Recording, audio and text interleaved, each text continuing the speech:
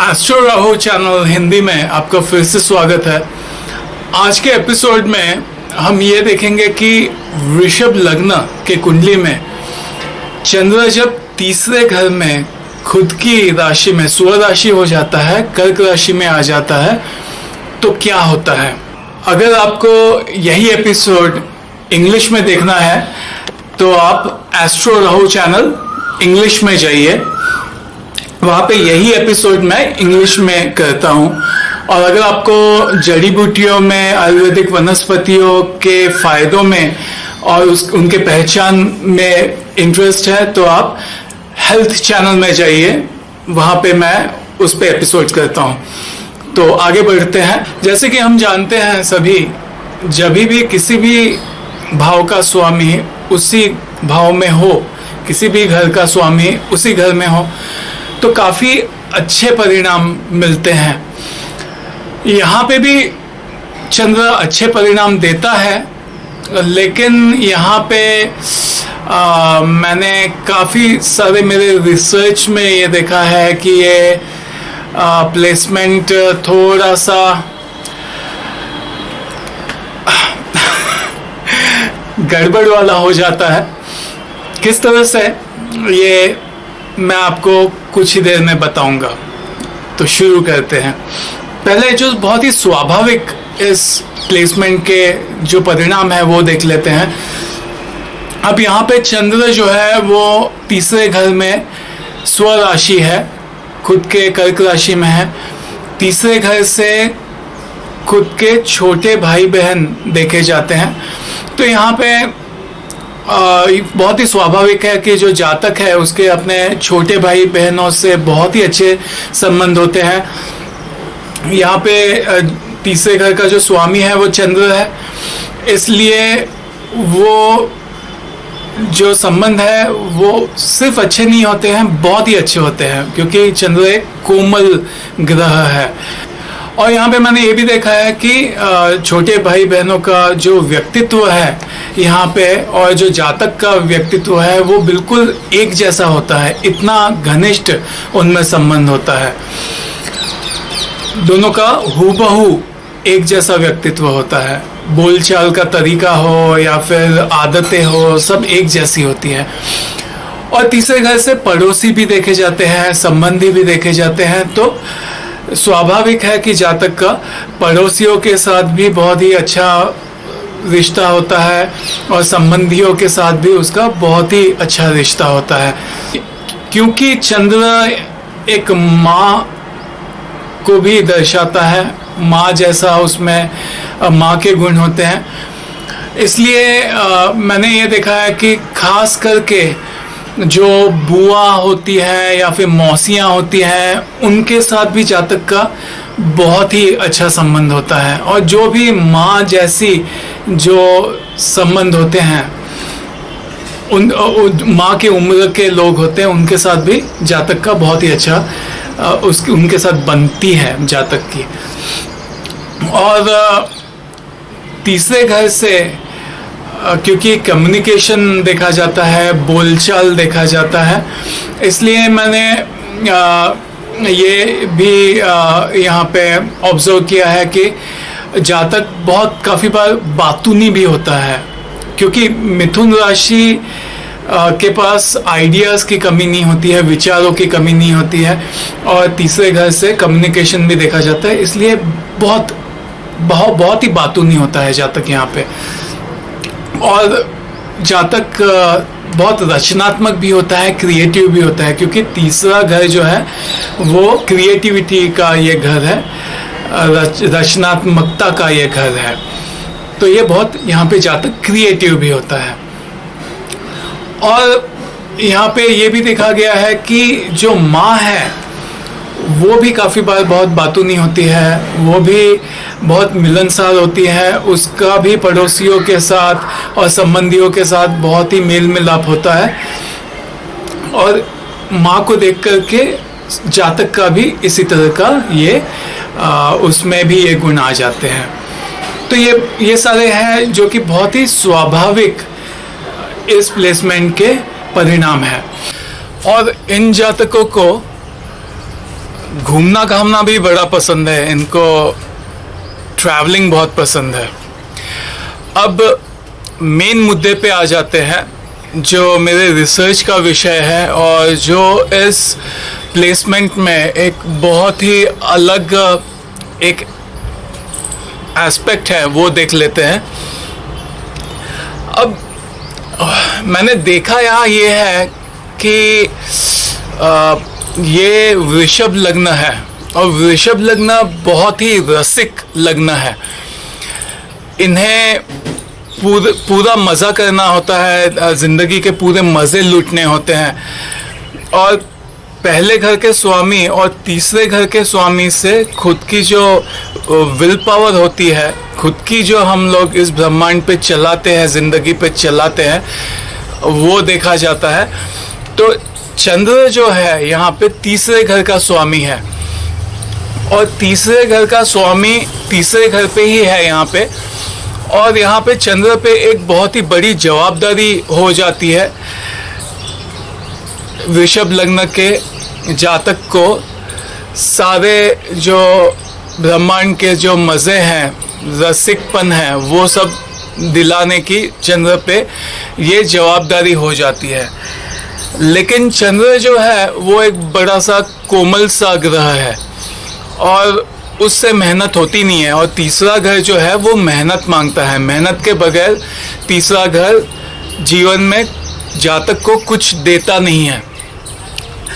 इसलिए चंद्र यहाँ पे थोड़ा सा चरित्रहीन हो जाता है और वो ये सोचता है कि अब मैं क्या करूँ, मैं तो मेहनत कर नहीं सकता हूँ। और सामने जो नौवें घर में जो भाग्य स्थान है, वहाँ पे भी 10वां साइन आ जाता है, तो वहाँ पे मकर राशि आ जाती है और मकर राशि भी आपको मेहनत के बगैर कुछ देती नहीं है। तो भाग्य भी ऐसे जातकों का ऐसा होता है जो कि आपसे मेहनत मांगता है और कहता है कि भाग्य के आपको अच्छा भाग्य मैं तभी दूंगा जब आप मेहनत करोगे। तो चंद्र यहाँ पे शॉर्टकट मारता है और वो युक्तियाँ कर करके और जातक को चीज़ें दिलाने की कोशिश करता है। ये यहाँ पे होता है। और वृषभ लग्न वाले जो लोग होते हैं वो बहुत ही खूबसूरत होते हैं।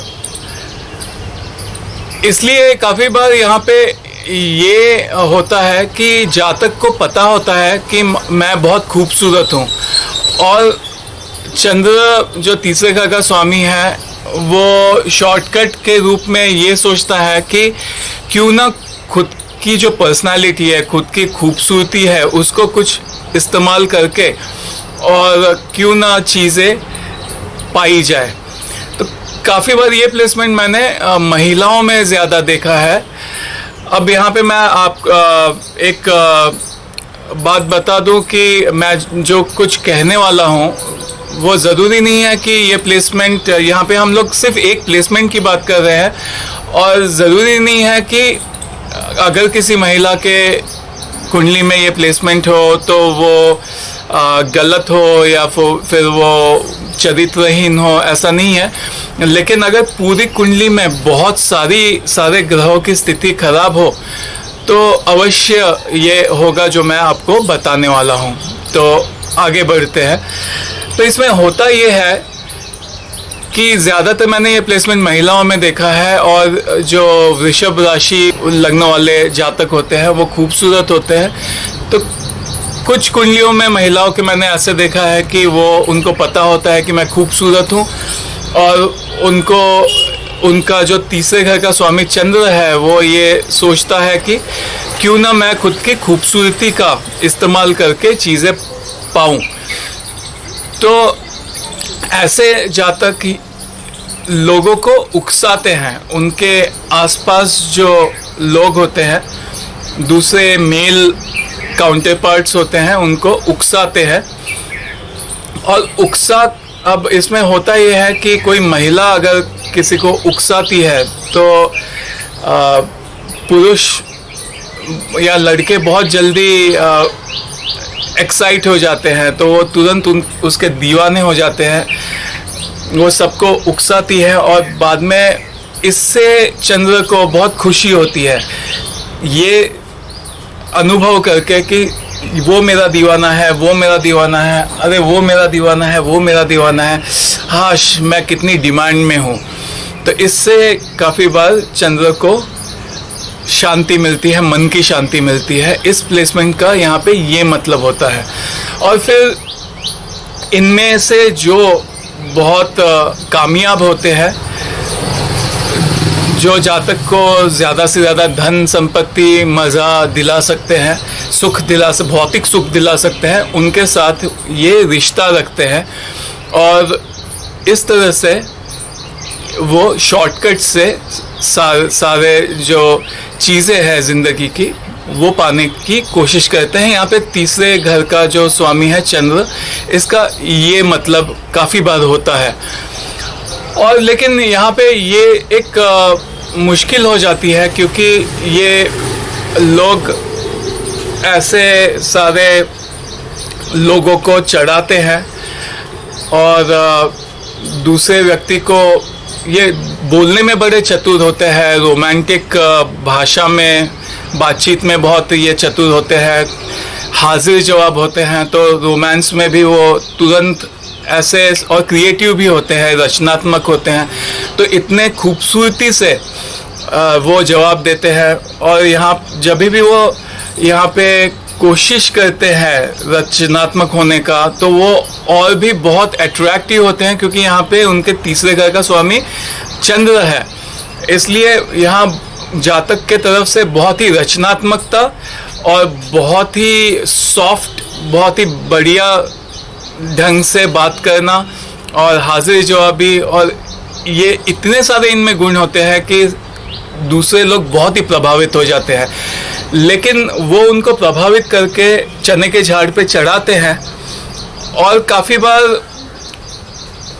ऐसे बहुत सारे लोगों को वो चने के झाड़ पे चढ़ाते हैं। तो सपोज किसी एक बंदे को वो चने के झाड़ पे चढ़ाए तो उसको बहुत ही स्पेशल फील होगा और वो बहुत ही ऐसा, उसको ऐसा लगेगा कि अरे ये बंदी तो मेरे प्रेम में पड़ गई हूँ और हमारा बहुत ही अच्छा रिश्ता है। लेकिन वो क्या करेगी कि उसको चने के झाड़ पे चढ़ा करके और उसको लटकता हुआ छोड़ देगी और दूसरे आदमी पे फोकस कर लेगी, दूसरे किसी पे फोकस कर लेगी। क्योंकि यहाँ पे ये तीसरे घर में चंद्र है, यहाँ पे मिथुन राशि का इफेक्ट होता है। मिथुन राशि के पास बहुत सारे ऑप्शन होते हैं, बहुत सारे आइडिया होते हैं और मिथुन राशि किसी एक जगह पे टिकती नहीं है क्योंकि इसमें हवा का एक गुण होता है, हवा कहीं पे टिकती नहीं है। तो ये दूसरे लोगों को ऐसे चढ़ा करके और लटकता हुआ छोड़ देते हैं, स्पेशल फील करा करके। तो उसके कारण काफ़ी बार इनके साथ कभी ना कभी ज़िंदगी में ऐसा हो जाता है कि कोई ना कोई इन पे बहुत गुस्सा हो जाता है क्योंकि इनके कर्म गलत होते हैं। तो ऐसा सामना करना पड़ता है कि कोई ना कोई इन पे फिर बदला लेने की कोशिश करे क्योंकि काफ़ी लोग इनसे गुस्सा हो जाते हैं। तो ये भी इस केस में कभी कभी होता है। और यहाँ पे इनके इस तरह के आचरण से काफ़ी बार बृहस्पति जो है वो खुश नहीं होता है। इसलिए बृहस्पति काफ़ी बार इनके ज़िंदगी में मुश्किलें पैदा करता है। तो काफ़ी बार इनके शादीशुदा ज़िंदगी में भी अड़चनें आती है क्योंकि बृहस्पति महिलाओं के लिए पति होता है। तो काफ़ी बार बृहस्पति इनको ऐसे दिखाता है कि ये बहुत ही अच्छा ऑप्शन है, इसके साथ शादी करनी चाहिए, लेकिन जब वो हकीकत में उस बंदे से शादी करते हैं तो फिर वो बृहस्पति उस पति को छीन लेता है। यानी कि इस तरह से पहले उनको ऐसा लगता है कि ये बंदा बहुत अच्छा है, लेकिन बाद में पता लगता है कि ये बंदा उसके गुण खराब हैं। तो इस तरह से इनकी शादी बिगड़ जाती है काफ़ी बार। और काफ़ी बार ये भी होता है कि शादी में इनको दिक्कतें आती है क्योंकि ये बहुत आज़ाद ख्याल के होते हैं और पहले से इनको इस तरह से फ्लर्ट करने की आदत होती है। लेकिन शादी में जो हस्बैंड है वो ये इजाज़त देता नहीं है, वो आज़ादी देता नहीं है, और इनको इस तरह का इनका जो स्वभाव होता है उसको वो करते रहना चाहते हैं, और शादी में उनको ऐसा लगता है कि वो बंध गए हैं, वो बंधन में है, और उनको शादी में दिक्कतें आती हैं। ऐसा भी होता है इस प्लेसमेंट से। तो अगर किसी के कुंडली में इस तरह का प्लेसमेंट है तो उसने ये बहुत ज़रूरी है कि वो मेहनत करे, शॉर्टकट ना ढूंढे, और अपना जो चरित्र है वो बहुत साफ रखे। अगर ये दो चीज़ें वो याद रखे जा तक, तो फिर इसे इस प्लेसमेंट में दिक्कत नहीं आएगी। और कृपया करके याद रखिए कि ये जो मैं बता रहा हूँ ये हर महिला जिसके कुंडली में ये प्लेसमेंट हो, ज़रूरी नहीं है कि वो इस तरह की हो। ये काफ़ी बार तब भी होता है जब रोहिणी नक्षत्र एसेंडेंट लग्न का नक्षत्र हो, और ख़ास करके रोहिणी 4 हो, और अगर चंद्र पुष्य नक्षत्र में चौथे पद में है तो फिर और होता यह है कि नवमसा में कर्क राशि आ जाती है लग्न में, और चंद्र 5वें घर में चले जाता है वृश्चिक में, और उसके साथ साथ भी और बहुत सारे अगर ग्रह उल्टे सीधे हो तब इस तरह की चीज़ें होती है जो मैं कह रहा हूँ। और ज़रूरी नहीं है कि हर महिला के का जो भी इस तरह का प्लेसमेंट हो वो चरित्रहीन हो, या इसमें हर महिला में ये एप्लीकेबल नहीं है। कृपया करके ये याद रखिए। तो अगर आपको ये वीडियो पसंद आए तो इसे लाइक कीजिए, और अगर आपने एस्ट्रो राहु चैनल को अभी तक सब्सक्राइब नहीं किया है तो सब्सक्राइब कर लीजिए। अभी के लिए विशाल साथी को दीजिए इजाज़त। बाय।